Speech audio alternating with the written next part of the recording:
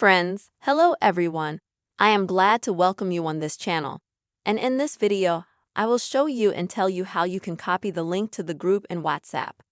Friends, please subscribe to the channel, put your likes, don't forget to write comments under this video. And let us get started with you. So, first of all, open the WhatsApp app, of course. Farther down, go to the chat section. And then select the group you'd like to copy the link to. Next, at the top, click on the name of the group. And then scroll down here.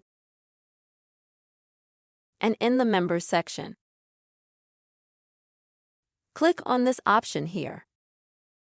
And here, as you can see, you have a choice of what you can do. One is to, for example, create a QR code. Also copy the link to this group. You can also immediately send that link, if you need to someone. And also send the link to this group to someone exactly in WhatsApp. So friends, you will have several ways to choose whichever way you want to copy and share a particular group link in WhatsApp. Friends, I hope you found this video helpful and useful. Please put your likes, write your comments. Don't forget to subscribe to this channel and see you soon.